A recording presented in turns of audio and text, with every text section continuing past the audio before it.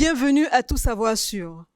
Vous le savez, dans exactement un mois, ce sera la grande messe du football africain, la 34e édition de la Coupe d'Afrique des Nations Total Énergie Côte d'Ivoire qui va se tenir du 13 janvier au 11 février 2024. Pour aider à l'organisation de cet événement d'envergure, le ministère de la Promotion de la Jeunesse, de l'Insertion professionnelle et du Service civique a lancé une initiative le 13 octobre 2023 et cette initiative, elle vise à impliquer la jeunesse du Côte d'Ivoire à cet événement. Il s'agit bien entendu du programme bénévole de la CAN 2023. Notre intervenant de cet après-midi nous dira tout sur ces bénévoles de la CAN 2023. Le gouvernement a décidé de sélectionner 20 000 jeunes bénévoles pour accompagner l'organisation de la CAN.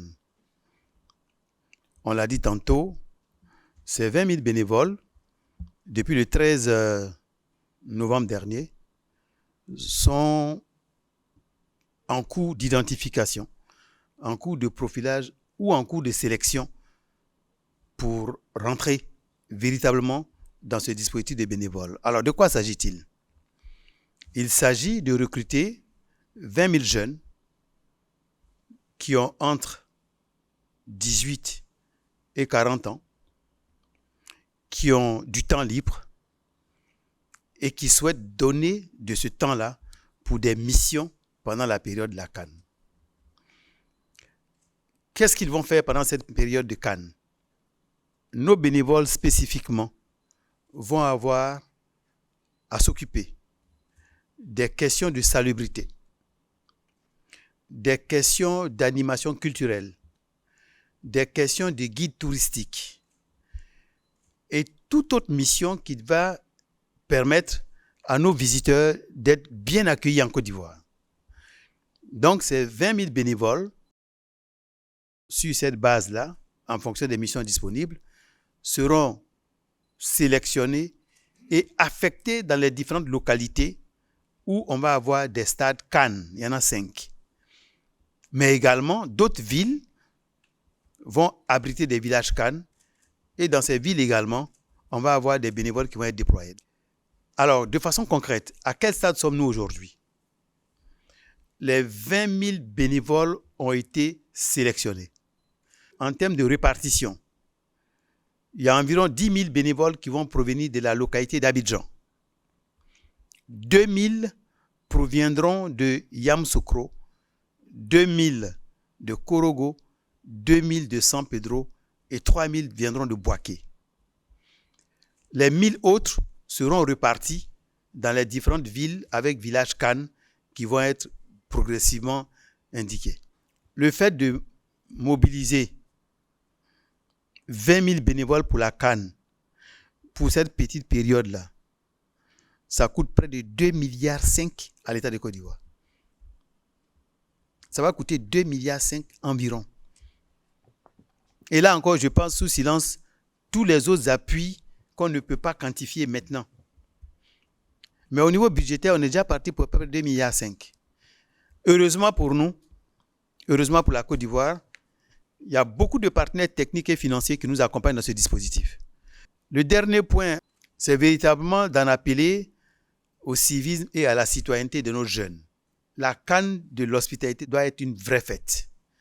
Et pour cela, tous les jeunes qui seront retenus doivent faire preuve de civisme, de citoyenneté et d'engagement.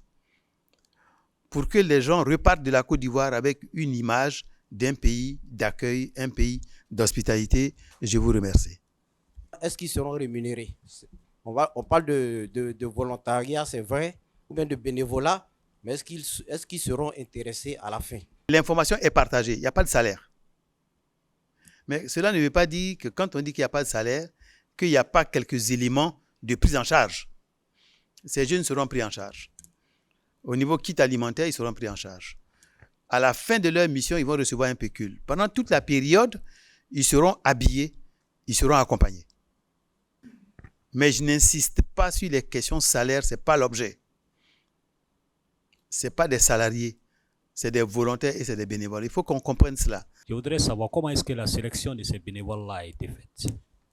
Annonce télé, annonce radio, annonce par voie de presse et même une cérémonie de lancement avec plus de 4000 jeunes au Palais des Sports de Treichville. Pendant cette période, on a dit, où s'inscrire en ligne.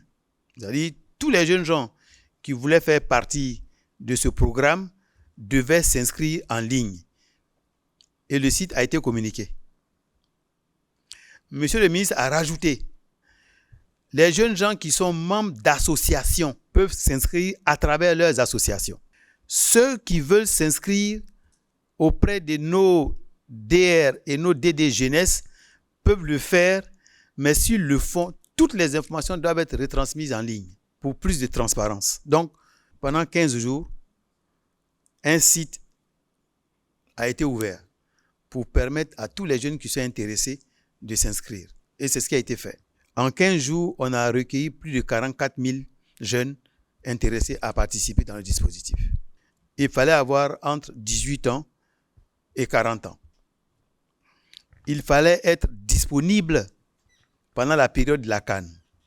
Il fallait résider dans un lieu où se tiennent les compétitions CAN. Ça, c'est pour ceux qui devraient être dans les zones où il y a des villages CAN. Dans d'autres zones où il n'y a pas de villages CAN, c'est les 1000 dont j'ai parlé tantôt, qui peuvent être déployés dans d'autres localités où le COCAN décide d'avoir des villages CAN. Donc, c'est sur cette base que l'ensemble des jeunes s'inscrivent pour faire partie du programme des bénévoles. Tout savoir sur le programme bénévole CAN 2023, c'était notre sujet de ce jour. Nous remercions encore une fois Monsieur le directeur général de l'Office du service civique national qui pilote ce programme au niveau du ministère de la promotion de la jeunesse, de l'insertion professionnelle et du service civique. Merci à tous et à toutes.